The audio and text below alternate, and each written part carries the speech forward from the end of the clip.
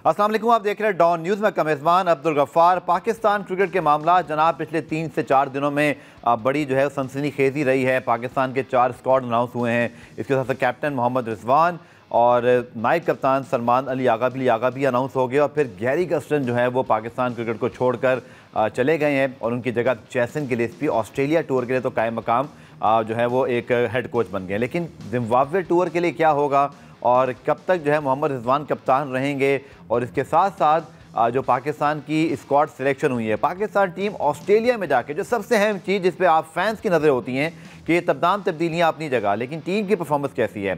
Very fortunately कि पाकिस्तान ने हालिया सीरीज़ जीती है, तवक्कुआत बढ़ी हैं, मोराल भी थोड़ा खिलाड़ियों का भी हाई होगा। तो आज के प्रोग्राम में डिस्कस करेंगे तमाम जो तब्दीलियाँ हुई हैं, स्क्वाड अनाउंसमेंट हुई है, हेड कोच का जाना, और हमारे साथ मौजूद होंगे पाकिस्तान के former test cricketer Abdul Rauf, sir Tauseef Ahmed भी। इनसे तफसीली बात करेंगे इस शो में इन तमाम चीज़ों के हवाले से। बात करते हैं जनाब पाकिस्तान की जो स्क्वाड सिलेक्शन हुई है। बड़े हंगामा खेज आखिरी 2 दिन रहे, जिसमें जुम्मे को पाकिस्तान जीता, लेकिन उसके बाद फिर 1 हफ्ते तक टीम की अनाउंसमेंट नहीं हुई, और अब जाकर जब अनाउंसमेंट हुई है तो बहुत सारे फैसले एक साथ हुए हैं। हमें ज्वाइन करें पाकिस्तान के former test fast bowler Abdul Rauf. कुछ देर में तौसीफ भाई भी इंशाल्लाह में ज्वाइन कर लेंगे। रऊफ, बड़ा कहते हैं ना इस वक्त ब्रेकिंग न्यूज़ वाला माहौल रहा पिछले 3-4 दिनों में। सबसे पहले अगर मैं आपसे बात करूं गैरी कर्स्टन के हवाले से, स्क्वाड भी हमारे सामने मौजूद है, इसके ऊपर हम ज़रूर बात करेंगे। ये हमारे साथ ही क्यों होता है कि गैर मुल्की कोचेज़ आते हैं चले जाते हैं। इस बार तो खैर वो पाकिस्तान में मौजूद नहीं थे और उन्होंने बैठे बैठे बाहर से इस्तीफ़ा दे दिया और कहानी ख़त्म हो गई। जबकि आपको याद है मिकी आर्थर तो 2019 के बाद पाकिस्तान आए थे, मीटिंग में मौजूद थे, और उसके बाद गुस्से से बाहर निकले तो पता चल गया था कि अब वो घर जा रहे हैं। रऊफ, क्या तासुर बना है पाकिस्तान क्रिकेट का, क्या तशख़्ख़ुस और साख है पाकिस्तान की जब इस तरह के फैसले होंगे? देखिए, ये फैसले तो ना तो पहली दफ़ा हुए हैं इस तरह के, और ना ही पहली दफ़ा इतने ब्लंडर्स हुए हैं। बार बार रिपीटेडली हो रहा है पाकिस्तान की क्रिकेट में इस तरह, और इसकी ये कि सिंपल रीज़न ये है कि पाकिस्तान का जो क्रिकेट बोर्ड है वो एस्टेब्लिश नहीं है, जो बाकी जिस तरह बाकी स्ट्रॉन्ग कंट्रीज का क्रिकेट बोर्ड है, और इसमें आना जाना लगा हुआ, ना किसी चेयरमैन का पता है, ना किसी सिलेक्टर का पता है, ना कैप्टन का पता है, ना मैनेजमेंट का पता है कौन आ रहा है कौन जा रहा है। एक म्यूजिकल चेयर का खेल चल रहा है, और फिर उसमें इसी तरह के डिसीजन हो रहे हैं, और फिर शॉर्ट टर्म प्लानिंग हो रही है अपने अपने बचाव के लिए। हर बंदा अपनी जो सीट है उसको बचाने के लिए प्लान कर रहा है, और लॉन्ग टर्म प्लानिंग पे कोई भी नहीं जा रहा। अब देखें, मिकी आर्थर को जो पास्ट एस्टेब्लिशमेंट थी पीसीबी की, उन्होंने लाया, और दुनिया में पहली दफा हुआ कि आप ऑनलाइन कोचिंग करवा रहे हैं। कोच आपका इंग्लैंड में बैठा हुआ है, वहां से वो आपकी इंटरनेशनल टीम को कोचिंग कर रहा है ऑनलाइन, और ये मेरा ख्याल है कि पॉसिबिलिटी नहीं है, और पहली दफा इंट्रोड्यूस कराया पाकिस्तान की इसी क्रिकेट बोर्ड ने। और फिर एशिया कप से 2 दिन पहले मिकी आर्थर ने चार्ज लिया, उसमें बदतरीन शिकस्त हुई। फिर आगे वर्ल्ड कप से पहले चार्ज लिया, फिर शिकस्त हुई, और उसके बाद फिर पाकिस्तान जब उसको सैक किया गया तो उसके बाद फिर पाकिस्तान क्रिकेट बोर्ड के पास कोई फॉरनर कोच यहाँ पे आके काम करना नहीं चाह रहा था। मगर उसके बाद थैंक्स टू गैरी कर्स्टन के बड़े बहुत ही हाईली रिप्यूटेड कोच हैं और बड़ा नाम है उनका क्रिकेट वर्ल्ड में, और उन्होंने पाकिस्तान के साथ उन्होंने एक हामी भरी पाकिस्तान में काम करने की। हालांकि उनको ऑल अराउंड द वर्ल्ड और दूसरी जगह पे उनको काफी ऑफर्स दी, मगर उन्होंने फिर भी पाकिस्तान को टेक ओवर किया और पाकिस्तान के साथ गए। मगर उसके बाद आप देखें कि फिर क्या हुआ कि आपने गैरी कर्स्टन जैसा बड़ा नाम आपने हायर किया, और वहाब रियाज जैसे आदमी को आपने सिलेक्शन क्राइटेरिया दे दिया, पूरे पाकिस्तान की सिलेक्शन कमेटी के हेड बना दिया, और फिर पाकिस्तान में एक लाभ वाली किस्म की सिलेक्शन कमेटी लाई गई, और उन्होंने वर्ल्ड कप जो T20 वर्ल्ड कप था अमेरिका में हुआ, उसके लिए अजीबोगरीब सिलेक्शन की। उसमें आउट ऑफ फॉर्म प्लेयर भी थे, उसमें अनफिट प्लेयर्स भी थे, उसमें आपके जो रिटायर्ड प्लेयर्स भी थे, उसमें जो पूरा सा टीवी में मीडिया में बैठे हुए थे, आपका फर्स्ट क्लास स्ट्रक्चर उनकी वापसी भी हो गई थे, तो वो सारे लाके मिकी उस पे गैरी कर्स्टन पर पहुंच दिया गया, और उसका रिजल्ट ये निकला कि पाकिस्तान को अमेरिका से भी शिकस्त होगी, इंडिया से भी शिकस्त, और पहले राउंड से वापस आ गए। तो अब देखें कि लास्ट जो ये हुआ आपका पाकिस्तान कप हुआ, चैंपियंस कप हुआ फैसलाबाद में, उसमें गैरी कर्स्टन को बाहर से बुलाया गया, उससे मिलकर आपने मुशावरत की, आपने कहा कि जो लड़के परफॉर्म कर रहे हैं बिल्कुल हम उनको उनकी टीम बना के दें। और फिर जब टाइम आया इसका वनडे सीरीज का, जिसका गैरी कर्स्टन आपका है हेड कोच है, तो एंड ऑफ द डे जब 2 दिन पहले टूर शुरू होने से पहले आपने उसको कहा कि हमने आपको मुशावरत में शामिल नहीं करना, अपने अपनी सिलेक्शन कमेटी बना दी, और आपने अपनी टीम अनाउंस कर दी और उसको रिस्ट्रिक्ट कर दिया कि आप जाकर कोचिंग करें, आपका इसमें अमल दखल नहीं होना चाहिए, तो फिर रिजाइन ही करना था। हाँ ठीक है। अच्छा रऊफ, अगर मैं आपसे पूछूं, आपने बिल्कुल ठीक बात की। देखिए मैंने भी पाकिस्तान क्रिकेट बोर्ड से पूछने की कोशिश की, बड़ी छोटी सी प्रेस रिलीज आई। रऊफ आप भी डिजिटल पे बड़े एक्टिव हैं, सारे प्रेस रिलीज और सारी चीज़ें आप खुद पढ़ रहे होते हैं। सिंपल ये लिखा हुआ है, सिंपल ये लिखा हुआ है कि जी उन्होंने गैरी कर्स्टन ने इस्तीफा दे दिया है और हमने जैसन गिलिस्पी को कोच बना दिया। कोई इसमें इन्फॉर्मेशन नहीं थी, कोई कर्टिसी, जैसे आपने कहा एक बड़े एक्सपीरियंस कोच हैं, बड़ा नाम है, कोई ऐसी चीज़ नज़र नहीं आई। जो मुझे फिर पता चला, बताया गया कि जी वो सिलेक्शन में से चाहते थे, वो चाहते थे सेंटर कॉन्ट्रैक्ट के अंदर उनकी से होनी चाहिए और वो चाहते थे कि उनकी मर्जी का सपोर्ट स्टाफ आए। तो रऊफ क्या ये गलत डिमांड्स हैं? अगर वही सब डिमांड नहीं करते तो क्या डिमांड करते? वो ये कहते जी मुझे लाहौर से इस्लामाबाद घुमाया जाए या मुझे मरी लेके जाए, ऐसी डिमांड तो नहीं करनी थी ना। एक हेड कोच यही डिमांड कर सकता था ना। अगर आप नहीं मान रहे तो ये और बात है। रऊफ आपकी पहले ओपिनियन, तौसीफ भाई को भी खुशामदीद कहते हैं, तौसीफ भाई को ओपिनियन लूंगा, पहले रऊफ आप बता दीजिएगा। देखिए मेरा ख्याल है कि क्लैरिफिकेशन है ही नहीं पाकिस्तान क्रिकेट बोर्ड के अंदर। इनको पता ही नहीं है कि हमने कोच अपॉइंट किया करने हैं, किसको करना है। एक तो सबसे पहले इनसे ये पूछा जाए कि जो पिछले 25-30 साल से आपको अपना कोचिंग एजुकेशन प्रोग्राम चला रहे हैं, उसमें से आपने क्या प्रोडक्ट निकाली है जो जाके पाकिस्तान टीम को आईडी कोई कोच कर सकता है या नहीं कोच कर सकता। तो फिर आपको फॉरेन कोचेस मंगवाने पड़ते हैं। फिर जब फॉरेन कोचेस बाहर से लाते हैं तो फिर अपने आप मैट्रिक फेल पास लोग उनके साथ लगा देते हैं, ना कोई इनका फायदा होता है ना कुछ। इंडिया ने अपना सिस्टम कहाँ पे ऑर्गेनाइज करके कितना ऊपर लेकर गए, चले गए और आप अभी तो वहीं पे फिर रहे हैं। फिर दूसरा बिल्कुल झूठ बोल रहा है पाकिस्तान क्रिकेट बोर्ड इस मामले में कि अगर आपने 2 दिन पहले आपको समझ आई कि गैरी कर्स्टन ये चीजें मांग रहा है, आपको जब चैंपियंस का अपने 15 दिन आपके साथ वो बैठे रहे हैं, सारे मामला आपके तय हुए, तो उस वक्त भी आपको पता था कि ये चीजें मांग रहा है और आगे जाके हमने उनको ये चीजें नहीं देनी और 2 दिन पहले ऑस्ट्रेलिया के टूर से हमने उनको सैक कर देना। तो ये मेरा ख्याल है कि इसमें कोई रियलिटी नहीं है और इतना बड़े नाम को इस तरीके से रिसीव करना गलत चीज है। तौसीफ भाई खुशामदीद सबसे पहले आपको। तौसीफ भाई आपकी क्या राय है? क्योंकि ये पता चला जी वो कहते थे मेरी सिलेक्शन में से होनी चाहिए, सेंटर कॉन्ट्रैक्ट मुझसे पूछ के बनाए, ये मुशावरत होनी चाहिए, अपनी मर्जी का कोचिंग स्टाफ लाना चाहते थे। ये तो तौसीफ भाई हर कोच करता है ना, इसमें गलत क्या था? देखिए एग्रीमेंट तो किया होगा ना उससे। देखें गोरे ऐसे ही नहीं ये चीजें करते। क्या क्या बात हुई थी पीसीबी को क्लियर करनी चाहिए चीजें। हम तो इधर उधर से सुन रहे हैं सारी चीजें, बट अगर देखें कोच के साथ और कप्तान के साथ बैठ के मुशावरत करने के है ना, अब उसमें एग्री डिसएग्री हम भी रहे हैं, हमने भी देखा, हम भी मिकी आर्थर के साथ थे, कई चीजों पे उससे हमारी बात नहीं बनती थी और कहीं पे हो जाता था। तो आई थिंक मुझे नहीं समझ आती कि क्या इतनी घबराहट थी जो शोर शराबा मच के जो है इसको जो है हटा दिया गया और वो खुद चला गया यहाँ से। कुछ ना कुछ तो राइटिंग में उसके होगा। वो कहता है कि मेरे से कहा गया कि मैं इन्वॉल्व होऊंगा इन चीजों में। और तौसीफ भाई कतई कलामी अगर आप देखें तो आपने सिलेक्शन कमेटी में डाला हुआ था ना दोनों कोचेस को। जब आपको याद है जब पहली मीटिंग हुई थी मोहसिन नकवी साहब की, जिसमें उस्मान वाला साहब भी बैठे हुए थे, मुजाहिद सलमान नसीर थे, बड़ी पावरफुल तरीके से लाया गया। कराची में मैंने भी इंटरव्यू किया जैसन गिलिस्पी का, उन्होंने भी इस चीज़ का इजहार किया था कि सिलेक्शन में हमारे पास अब समान पावर्स होंगी और हम मिलकर इसको लेकर चलेंगे। लेकिन फिर आपने एक टेस्ट मैच वर्ल्ड कप की शिकस्त के बाद तब्दीली की। मैं सर ये मानता हूँ, हमको ये भी कहना चाहिए तनकीद नहीं होनी चाहिए, कोचेस के आने से फ़र्क नहीं पड़ा था, टीम हार रही थी। लेकिन तौसीफ भाई क्या एक सीरीज़ एक वर्ल्ड कप काफ़ी होता है किसी फॉरेन कोच को जज करने के लिए? मैं आपसे पूछ रहा हूँ। देखिए जज करना और ना करना आप उसकी किस बात पे उसको, तो आपको खुद भी पता है कि वो जो है वो किस तरह का कोच है, सारी दुनिया में उसने किया है। अभी तो उसका ख्याल मेरा ख्याल नहीं आना चाहिए इस चीज का। अभी एक इनसाइट क्या है, स्टोरी है गफ्फार, ये तो आहिस्ता आहिस्ता। अब मुझे खतरा ये है कि वो कोई स्टेटमेंट जब देगा ना तो वो देखने से ताल्लुक होगा कि वो क्या स्टेटमेंट देगा। ये बड़ा हमारी उसका बाइस बनेगा। अव्वल तो वो शायद ना दे कोई ऐसी बात हो, लेकिन जो कुछ हुआ है, जो रिपोर्ट दी है वहां की, सारा कुछ है और उससे जो एग्रीमेंट हुआ था, जिस चीज पे बात हुई थी, कप्तानी पे तो देखे वो बोर्ड बना। लेकिन हाँ नकवी साहब ने शायद ये कह दिया था कि हम इन पे ही छोड़ेंगे, जो मुझे इत्तलात आ रही है। लेकिन बहरहाल उसने जो चीजें की होंगी, जाहिर है वो डिमांड उसकी कर रहा होगा। अब आते ही उसमें एकदम धाड़ पड़ दी कि भाई नहीं ऐसा नहीं, खत्म कर दिया काम उसका।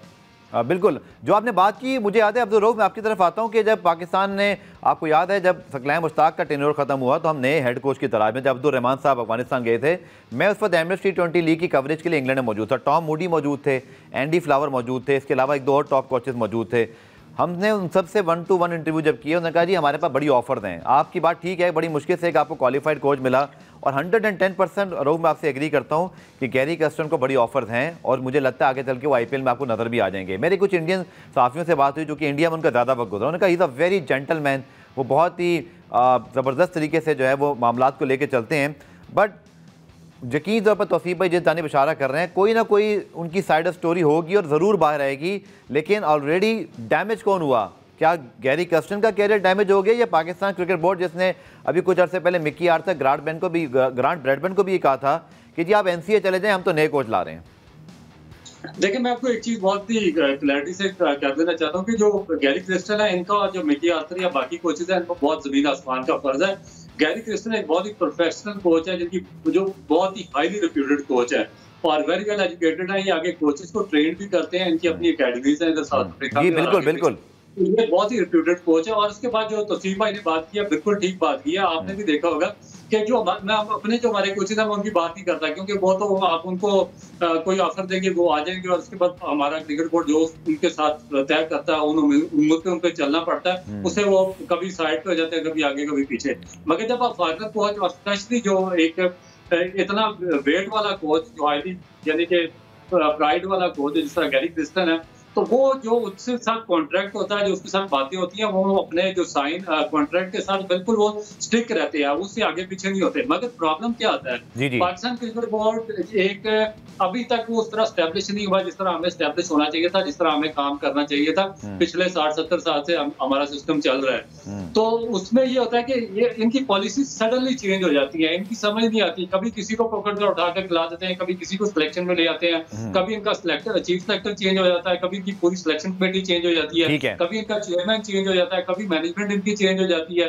तो उसमें जो आपका होता है ना हेड कोच, और फिर गैरी क्रिस्टन जैसा हेड कोच, उसका सर्वाइव करना बहुत ज्यादा मुश्किल हो जाता है। उसको समझ नहीं आती कि मेरे साथ इनकी क्या बात हुई थी, किन उम्र पे बात हुई थी, किन कौन सी प्लानिंग करनी थी, डेवलपमेंट का प्रोसेस किस तरह करना था, लॉन्ग टर्म प्रोसेस किस तरह करना था, किन प्लेयर को साथ लेके चलना था, किन को हमने आगे लेकर साथ जाना था। मगर सडनली इन्होंने यू टर्न लिया और इतने बड़ी बड़ी चेंजिंग शुरू कर दी, तो इसमें वो फिर शॉक्ड हो जाते हैं एकदम कि ये क्या हो गया। तो फिर उनको अगर गैरी क्रिस्टन जैसा कोच हो तो उसको फिर रिजाइन करना ही पड़ता है। बिल्कुल ठीक आपने कहा, उनको रिजाइन करना पड़ा, लेकिन वो मायूस होकर गए, ये मैं आपको ज़रूर बता दूं, और उनकी स्टोरी भी जल्द हम सुनेंगे। वैसे by the way Dawn News ने भी गैरी कर्स्टन को कांटेक्ट किया है, उन तक हमने उनका मौक़िफ़ देने के लिए भी कहा है, लेकिन उन्होंने जवाब नहीं दिया। अगर वो जवाब देंगे और चाहेंगे तो हम उनको भी प्रोग्राम में शामिल कर सकते हैं। प्रोग्राम में एक ब्रेक शामिल करते हैं, ब्रेक से जब वापस आएंगे तो अब्दुल रऊफ के साथ अब्दुल गुलाम मुर्तज़ा मुझे ज्वाइन करें। गुलाम मुर्तज़ा मैं ज़रूर पूछूंगा कि जैसन गिलिस्पी भी तो नाराज़ थे, उन्होंने भी स्काई स्पोर्ट्स पर इंटरव्यू दिया, स्काई क्रिकेट पर, और उन्होंने कहा जी मुझसे भी पावर ले ली गए हैं, मेरे पास अब बड़े महदूद इख्तियारात हैं, लेकिन फिर वो ऑस्ट्रेलिया जा रहे हैं, और लेकिन फिर जिम्बाब्वे कौन जाएगा? क्या ये बिल्कुल एक वक्ती तौर पे जो है वो एक पकड़ धकड़ वाली जो है वो कोचिंग स्टाफ की एक अरेंजमेंट हो गई है? लॉन्ग टर्म के आकिब जावेद वापस आने वाले हैं पाकिस्तान की कोचिंग सेटअप में? डिस्कस करेंगे शॉर्ट कमर्शियल ब्रेक के बाद।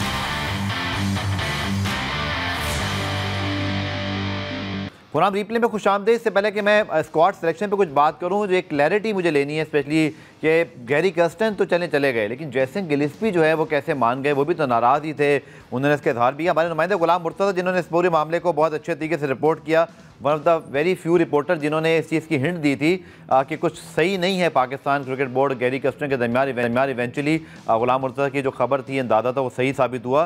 गुलाम मुर्तज़ा, जैसन गिलिस्पी भी नाराज़ थे, उन्होंने भी इस बात का इजहार प्रेस कॉन्फ्रेंस में भी किया, फिर वो एक जो स्काई स्पोर्ट्स का इंटरव्यू था उन्होंने खुल के कहा, तो उनके भी सेम तहफ़्फ़ुज़ात थे जो गैरी कर्स्टन को थे। फिर कैसे मान गए वो ऑस्ट्रेलिया के लिए? और लोगों का तो ये ख्याल था कि शायद आकिब जावेद के लिए अब बिल्कुल आसान रास्ता हो गया है, वो जाएंगे ऑस्ट्रेलिया, लेकिन सुना है कि उनको डायरेक्टर हाई परफॉर्मेंस सेंटर बनाने पर गौर हो रहा है। आप क्या फोर्स ही कर रहे हैं और पीछे बैकग्राउंड में क्या हो रहा है? जेसन गिलेस्पी के साथ भी हालात पाकिस्तान क्रिकेट बोर्ड के बेहतर नहीं थे, लेकिन गैरी क्रिस्टन यस सर नहीं कहने वाले थे, इस वजह से उन्होंने जो अपनी राहें जुदाई कर ली। वो चाहते थे, क्योंकि जब कॉन्ट्रैक्ट हुआ था गैरी क्रिस्टन का तो उस टाइम पे कहा गया था तमाम तर जो इख्तियारात है वो गैरी क्रिस्टन और जेसन गिलेस्पी को दे दिए गए थे। टीम वो सिलेक्ट करेंगे, टीम वो खिलाएंगे, सारी जो परफॉर्मेंस को एवेल्यूएट करेंगे, किन लड़कों को खिलाना है, कौन सा आपने बेंच स्ट्रेंथ बनानी है, तो उस हवाले से उन्हें मुकम्मल तौर पर इख्तियारात दिए गए थे। तो इस वजह से जब उनसे इख्तियारात वापस लिए गए, सिलेक्शन कमेटी के मेंबर थे वो, तब भी वो नाराज हुए थे। उसके अलावा बहुत सारी और चीजें थी कि जो मुकम्मल तौर पर इख्तियारात उनसे वापस लिए गए थे। तो इसलिए वो चाहते थे कि मुकम्मल उनके इख्तियारात हैं, चाहे वो टीम सिलेक्शन हो, चाहे वो टीम मैनेजमेंट हो, चाहे वो लड़कों को खिलाना हो, किसी को करवाना हो, तो उनकी रजामंदी उसमें जरूरी थी। अच्छा गुलाम मुर्तज़ा, मुझे कतई कलामी माफ ये जरूर बता दीजिएगा कि जैसे एक बात जो है ना वो इस वक्त रिपोर्ट की जा रही है, और मजे की बात देखिए सोशल मीडिया पे जिस जगह पे लिखा गया कि गैरी कर्स्टन ने कुछ सही नहीं किया, हमारी आवाम मानने को तैयार ही नहीं है, क्योंकि हमारा रेपुटेशन ठीक नहीं है। हमने माजी में भी यही कुछ किया है। गुलाम मुर्तज़ा, चैंपियंस कप में तो आए थे गैरी कर्स्टन, पीसीबी ने बुलाया था, अभी जो नहीं है प्रेस कॉन्फ्रेंस में वो नहीं बैठे हुए थे, क्या बुलाया नहीं गया, क्या वो आए नहीं, अब उससे पहले इख्तिलाफात शुरू हो गए। चैंपियंस कप में आके तो कनेक्शन कैंप के अंदर आके सबसे पार्टिसिपेट, अगर आप देखें उस वीडियो को दोबारा जाके कनेक्शन कैंप की, तो सबसे ज़्यादा एक्टिवली जो ग्रीट कर रहे हैं प्लेयर को वो गैरी कर्स्टन है। तमाम खिलाड़ियों के साथ बड़े ज़बरदस्त तरीके से, जो क्रिकेटर का स्टाइल होता है एक मुसाफा करने का, एक अपने आप को कहते हैं इंट्रोड्यूस करने का, वो तो बड़ा शानदार था। जी, गैरी क्रिस्टन, क्योंकि तब तक उन्हें मुकम्मल तौर पे इख्तियारात उनके पास मौजूद थे और वो तमाम पाकिस्तान क्रिकेट के करता धरता वही थे। लेकिन जैसे उन्हें सिर्फ कोच की हद तक रखा गया, तो वो गैरी क्रिस्टन, आपको भी पता है कि 2009-10 में जब इंडिया के कोच थे, तो तब भी मुकम्मल तौर पे वो डोमिनेट करते थे, चाहे वो इंडियन कैप्टन हो, चाहे वो इंडियन टीम में किसी को खिलाना हो, तब भी उनकी बात सुनी जाती थी। बड़े बड़े प्लेयर्स के साथ उनके तनाज़े भी हुए, लेकिन उसमें भी गैरी क्रिस्टन फर्स्ट प्रायोरिटी उन्हें समझा जाता था। तो इसलिए क्योंकि वो एग्रेसिव भी हैं, और तो इसी वजह से कि पहले कॉन्ट्रैक्ट में लिखा भी गया था वो पाकिस्तान आएंगे, पाकिस्तान की डोमेस्टिक टीमों के साथ, पाकिस्तान की नेशनल क्रिकेट एकेडमी में भी वो काम करेंगे, यंग लड़कों के साथ भी वो काम करेंगे। लेकिन कनेक्शन कैंप के बाद हमने देखा कि उनको जब ये कनेक्शन कैंप में भी बुलाया गया था, उसके बाद उन्होंने आखिर टूर्नामेंट जो लोकल पाकिस्तान का वनडे कप हुआ था, उसके बाद उस लड़कों को देखा था, और उन्होंने उस टाइम पे अपनी एक टीम मुकम्मल तौर पे बना ली थी। ऑस्ट्रेलिया के लिए कौन लोग जाएंगे, ठीक है, कौन खेलेंगे। लेकिन जब वो गुलाम मुर्तज़ा, मुझे ब्रेक पे जाने में चाहता हूँ, उससे पहले रऊफ का मैं एक ओपिनियन ले लूँ। रऊफ, ये जो सारी बात आपने गुलाम मुर्तज़ा ही सुनी, चूंकि इन्होंने सारा इस मामले को कवर किया, मामला गैरी कर्स्टन तो फिर खराब ना किए ना, वो तो आए थे, वो तो कनेक्शन कैंप में भी थे, वो तो अपनी टीम बना के लेके गए। मुझे अच्छी तरह याद है उनके पास डायरी थी, मेरे इत्तला के मुताबिक वो सिलेक्शन कमेटी के हवाले से मुशावरत पे भी तैयार थे, लेकिन वो चाहते थे कि मेरी इनपुट जो है ना वो प्रेफरेंस में रखी जाए। लेकिन चूंकि हम टेस्ट मैच जीत गए, रऊफ इतने अरसे बाद आकिब जावेद ने अच्छी पिच बनवा दी, तो फिर हमने शायद, वो कहते हैं ना कि अब मुझे मुहावरा कोई याद नहीं आ रहा, लेकिन ऐसे मौके पर फिर हम कहते हैं जी यही आदमी ठीक है, बस इसी की बात माननी है। देखिए, वो जो स्टैब्लिश बोर्ड ना हो, वो कमजोर लीग इदारे, तो इसी तरीके से चलता ना फेस सेविंग के लिए। मैंने आपको यही बातें की हैं जो आप गुलाम मुर्तज़ा ने किया या आपने बताई है कि उनके साथ इस तरह इनके साइन हुए थे, इस तरीके से उनके साथ बातें तय हुई थी, और वो अपने एग्रीमेंट के साथ स्टिक रहते हैं, उसी के मुताबिक चलते हैं। और फिर एक हाईएस्ट लेवल का कोच, बड़ी अच्छी रिप्यूट का कोच गैरी क्रिस्टन जैसा, और उन्होंने इंडियन की उस टीम के साथ काम किया जिसमें तेंदुलकर, ड्राविड जैसे बड़े बड़े मेगा, बिल्कुल धोनी उनके कप्तान थे, और उनकी वहां पर भी कोई उनके डिफरेंसेस आते रहे, डिफरेंस ऑफ ओपिनियन वहां पे उनका आता रहा।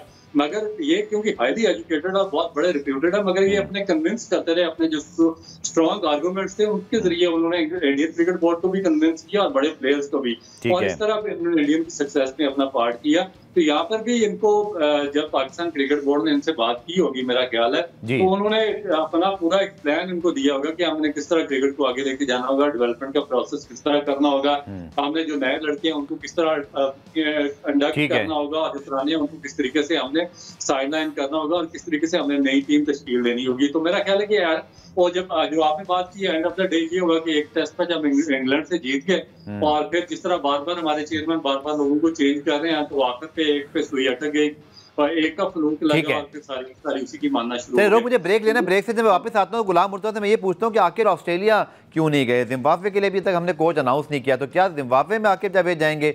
दूसरी तरफ हमें ये भी कहीं से पता चल रहा है कि नेशनल हाई परफॉर्मेंस सेंटर वो हो सकते हैं, नदीम खान साहब को शायद डायरेक्टर इंटरनेशनल बनाने पर गौर किया जा रहा है। पाकिस्तान क्रिकेट बोर्ड में मजीद तब्दीलियाँ क्या हो रही हैं और अंदर की खबर क्या है, गुलाम मुर्तज़ा से जानेंगे और एनालिसिस हासिल करेंगे अब्दुल रऊफ से। मिलते हैं शॉर्ट कमर्शियल ब्रेक के। गुलाम, रिप्ले में खुशामदीद। तो कुछ बात करते हैं जनाब अब स्क्वाड के हवाले से, और पाकिस्तान ने अपने 4 स्क्वाड अनाउंस किए, यानी कि ऑस्ट्रेलिया के खिलाफ वनडे T20, उसके साथ साथ जिम्बाब्वे के ODI T20 स्क्वाड आपके सामने स्क्रीन पर भी ले आते हैं। रऊफ, आपने भी तमाम स्क्वाड को देख लिया होगा। बाबर आजम की, शाहीन की, नसीम की वापसी हुई है, लेकिन इमामुल हक और फ़खर जमान जो कि पाकिस्तान के काफ़ी अरसे से ODI ओपनर्स हैं, एक को बाहर कर दिया गया। कहते हैं जी उनका डिसिप्लिन का और फिटनेस दोनों इशू थे। इमाम की भी फिटनेस का इशू था। रऊफ, आपकी क्या राय है? ये जो टीम हमारी जा रही है, रिगार्डलेस कि हमने क्या फ़ैसले किस लिए किए हैं, लेकिन जो खिलाड़ी दस्तयाब हैं और जो हमारी टीम जा रही है, क्या ऑस्ट्रेलिया को वनडे T20 में हरा सकते हैं? देखिए, मेरा ख्याल है कि पाकिस्तान की जो फुल स्ट्रेंथ टीम है जो कि पॉसिबल थी, वो मेरा ख्याल है कि उन्होंने सेलेक्ट किया, और इससे ज़्यादा स्ट्रॉन्ग टीम तो नहीं बन सकती। और जिनकी मेरा ख्याल है कि पास्ट में इतनी अच्छी परफॉर्मेंस नहीं थी, मे भी उनको ड्रॉप किया गया, या जो फ़खर जमान का कोई एक ट्वीट था बाबर आजम की फेवर में, उसकी वजह से उसको साइडलाइन किया गया, कॉन्ट्रैक्ट से भी बाहर कर दिया गया। और मेरा ख्याल है कि जब आप किसी ऑर्गेनाइजेशन के साथ सेंट्रल कॉन्ट्रैक्ट में हो, तो आपको इस तरह का ना तो ट्वीट करना चाहिए और ना बात करनी चाहिए। ठीक है। तो बेसिकली मेरा ख्याल है कि इससे ज्यादा पाकिस्तान की स्ट्रॉन्ग टीम नहीं हो सकती जो वहां पर जाके गई है। और इसमें थोड़ा सा इशू ये है कि पास्ट में तो इतनी अच्छी परफॉर्मेंस इनकी रही नहीं है। अगर आप पास्ट न्यूजीलैंड की सीरीज देखें जिसमें इनको शिकस्त हुई है, और उससे पहले अगर वर्ल्ड कप या एशिया कप में देखें जिसमें पाकिस्तान वनडे में इतना अच्छा परफॉर्म नहीं कर सका, जी, तो आप देखते हैं कि आगे ऑस्ट्रेलिया के टूर में किस हद तक ये कामयाब होते हैं। रोहित, आपसे कोई कमेंट, आपके ख्याल में इस ट्वीट के बाद फिटनेस वाले इशू पे भी गुलाम मुर्तज़ा से मैं इनसाइड स्टोरी लेता हूँ, लेकिन क्या इतनी बड़ी सज़ा मिलनी चाहिए थी जब उन्हें शोकस का जवाब दे दिया? शायद कोई अपॉलॉजी या फ़ाइन वगैरह हो सकता था, बट उनको ड्रॉप कर देना, इंटायरली सेंटर कॉन्ट्रैक्ट से भी ड्रॉप कर देना, मतलब इतनी बड़ी सज़ा। और फिर आगे चैंपियंस ट्रॉफी के अंदर सवाल उठ गए कि क्या फिर वो चैंपियंस ट्रॉफी में भी नहीं होंगे। रऊफ, क्या ये सही एक्शन है? देखिए, मेरा ख्याल है कि दो चीज़ें इसमें देखने वाली हैं। नंबर 1 चीज़ तो ये थी कि इससे पहले हारिस रऊफ ने ऑस्ट्रेलिया में टेस्ट खेलने से इनकार कर दिया था, और इसी पाकिस्तान क्रिकेट बोर्ड ने उनको तीनों फॉर्मेट के सेंट्रल कॉन्ट्रैक्ट में रखा हुआ था। उसके बाद उनको सेंट्रल कॉन्ट्रैक्ट से निकाल दिया गया था। तो अगर आपने हारिस, उसके बाद फिर दोबारा उसी हारिस रऊफ को बगैर खिलाए हुए, उसे किसी टेस्ट में पाकिस्तान को रिप्रेजेंट नहीं किया, मगर उसको दोबारा उसका जो सेंट्रल कॉन्ट्रैक्ट था वो बहाल कर दिया गया।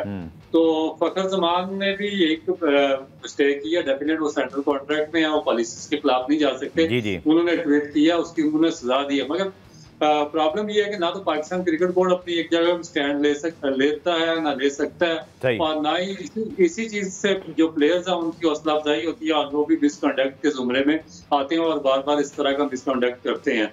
तो ये मेरा ख्याल है कि एक अब देखते हैं कि मेरा नहीं ख्याल कि कोई long term Pakistan cricket board इस पे स्टैंड लेगा, क्योंकि अपॉलॉजी करेंगे और उसके बाद पाकिस्तान क्रिकेट बोर्ड उनको सेंट्रल कॉन्ट्रैक्ट बहाल कर देगा और टीम में भी शामिल कर देगा। गुलाम मुर्तज़ा, फिटनेस के हवाले से जो एक बात की मोहसिन नकवी साहब ने कि जी उनकी फिटनेस का भी इशू है, इसी तरह इमामुल हक भी नहीं है, उसामा मीर भी नहीं है, शादाब का सरफराज को तो मुझे जहाँ तक पता है आप उसको कंफर्म कर दीजिएगा, उनको तो खैर क्रिकेटिंग बेसिस पर ड्रॉप किया गया। लेकिन क्या तमाम खिलाड़ियों ने फ़खर जमान, इमाम के अलावा फिटनेस टेस्ट पास किए हैं? सबकी फिटनेस बहुत शानदार है, और इन दोनों की फिटनेस पे बहुत बड़ा मसला था जिसकी वजह से बाहर हो गए, स्पेशली इमामुल हक और उसामा मीर। फ़खर जमान की आपने बात की, तो अभी नुमान अली को टेस्ट मैचेस खिलाए गए तो वो भी उस तरह फिट नहीं है, और बाकायदा तौर पे जो सेंट्रल कॉन्ट्रैक्ट में लिखा गया है कि वो अपनी फिटनेस के साथ ही मशरूत होंगे कि जो उन्हें कैटेगरी दी गई है। तो इसलिए जिसके ऊपर कॉम्प्रोमाइज करना होता है, वो आपको भी पता है कि पाकिस्तान क्रिकेट बोर्ड या कोई भी इदारा जो वो कॉम्प्रोमाइज कर लेता है। मैच फिटनेस होना जरूरी है। एथलेटिक फिटनेस बहुत सारे खिलाड़ियों की नहीं होती, हर प्लेयर की अपनी बॉडी की रिक्वायरमेंट होती है। आप इंडियन प्लेयर्स की बात करें तो सारे विराट कोहली की तरह सुपर फिट नहीं है, कुलदीप यादव सुपर फिट नहीं है, रोहित शर्मा सुपर फिट उस तरह नहीं है, लेकिन वो मैच फिट है।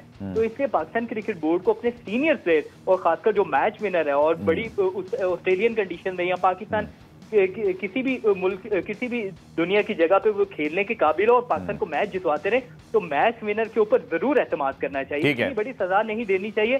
फिटनेस के ऊपर कॉम्प्रोमाइज किया जाता है, और आपको भी पता है कि नुमान अली की फिटनेस के ऊपर किया गया। तो सर मैं तो कहता हूँ नुमान अली की अगर ऐसी फिटनेस है जिसमें वो 20 फिट हैं और साजिद अली 19 ले जाएं, तो हमें ऐसे फिट प्लेयर को ही खिलाना चाहिए, और वो वाले फिट प्लेयर नहीं चाहिए जो सिर्फ आके जिम फिटनेस दिखाएं। पूरा हमें ब्रेक शामिल करते हैं, ब्रेक से जब वापस आएंगे तो क्विकली मैं रऊफ से और गुलाम मुर्तज़ा से थोड़े जिम्बाब्वे स्क्वाड के बहुत सारे यंग लड़कों को चांस मिला जो कि हमारी डिमांड थी। हम बहुत अरसे से कह रहे थे कि हमारे पास जिम्बाब्वे जो है ना पूरी टीम नहीं जानी चाहिए। इसके ऊपर रऊफ की ओपिनियन भी मैं लूँगा और गुलाम मुर्तज़ा की इस शॉर्ट कमर्शियल ब्रेक के बाद।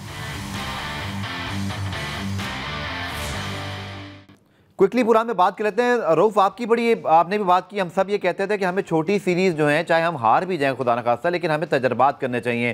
सो आकिब जावेद या सिलेक्शन कमेटी ने आप देखें कि बिल्कुल एक बोल्ड स्टेप लिया कि आपने तमाम सीनियर प्लेयर्स को जिम्बाब्वे टूर से बाहर किया है, यहाँ तक कि कैप्टन भी T20 में सलमान अली आगा होंगे, फिर सुफियान मुकीम हैं, इसी तरह साहिबजादा फरहान को मौका मिल रहा है, आपके फैसल अकरम हैं, आपके पास दीगर और खिलाड़ी हैं, वो सब आगे हैं। तो रऊफ, आई थिंक ये कम अज़ कम ऐसा स्टेप है जो आई थिंक हम बहुत अरसे से बात कर रहे थे कि हमें ऐसी ही अप्रोच करनी चाहिए ताकि हमारी जो बेंच स्ट्रेंथ है वो टेस्ट हो जाए।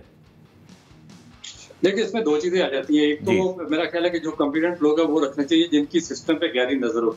जब आप इनकॉम्पिटेंट लोगों को रखेंगे जिनकी विजन नहीं है, जिनका ग्रिप नहीं है सिस्टम पे, तो फिर आपको ये थोड़ा जो भी आपके फैसले होंगे वो थोड़े से डिले होते चले जाएंगे और लेट होते चले जाएंगे और फिर बिल आखिर आपको वही फैसले करने पड़ेंगे जो हम लोग कहते रहे हैं इनको। आप देखें कि यही हम इसकी जो लड़का इसकी बात इरफात मनाज की बात कर रहे थे IPSL में, और इसमें शान मसूद सारे मैचेस खेल गया बगैर परफॉर्मेंस के, मगर इसमें इसको सिर्फ एक मैच दिया गया PSL में। इसी तरह कासिम अकरम को कोई मैच नहीं दिया गया PSL में। फिर आपके जो बाकी साहिबजादा फरहान है या कामरान गिलान और जो टॉप के प्लेयर थे सीफुल्ला खान या आरिस हैं, सब ये लड़के थे, इनको एक एक दो मैचेस खिलाने के बाद बता दिया गया। रोफ क्विकली, जो कि चैंपियंस कप में अब तो समझ नजर आए थे एक दो प्लेयर, कोई ऐसा प्लेयर आप समझते हैं जिसको जिम्बाब्वे में तो कम से कम होना चाहिए था, चलो ऑस्ट्रेलिया में तो आपकी फुल स्ट्रेंथ है, कोई ऐसा प्लेयर जिसका आपको नाम याद आ रहा हो कि उसके साथ नाइंसाफी हुई है? अब्दुल समद जैसे उन्होंने स्पार्क दिखाया कि वो छक्के चौके लगा सकते हैं, इमर्जिंग एशिया कप में भी बैटिंग अच्छी की। बिल्कुल, मेरा ख्याल है कि उसको लाजमी होना चाहिए था, उसको डेफिनेट होना चाहिए था टीम के अंदर, क्योंकि एक चांस इनफ नहीं होता, आप उसको बार बार चांस देंगे। अगर इसको आपने डेवलप करना तो फिर आपको डिपेंड करना पड़ेगा और उसको बार बार चांसेस देने पड़ेंगे, फिर जाकर इंटरनेशनल लेवल पे डेवलप होगा। चलिए, बहुत शुक्रिया। तौसीफ भाई से पहले मौजूद थे, गुलाम मुर्तज़ा का भी, और खासतौर पर आपका पूरा प्रोग्राम में हमारे साथ मौजूद रहे अपने दिए तमाम पाकिस्तान क्रिकेट के मामलात पर। प्रोग्राम रिप्ले में आज के लिए इतने, कल दोबारा से मुलाकात होगी, तब तक के लिए अल्लाह हाफ़िज़।